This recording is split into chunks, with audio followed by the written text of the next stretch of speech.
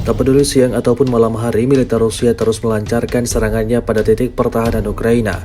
Baru-baru ini beredar sebuah rekaman di media sosial Telegram pada Senin 14 Oktober 2024. Tepatnya di wilayah Chasiv, pertempuran menegangkan berlangsung dan melibatkan dua kubu yang sampai saat ini tak kunjung berdamai. Di arah ini, pasukan khusus Rusia menghancurkan infanteri angkatan bersenjata Ukraina secara bertubi-tubi.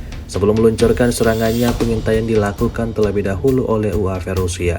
Tampak dalam rekaman posisi tentara Ukraina hancur porak-poranda.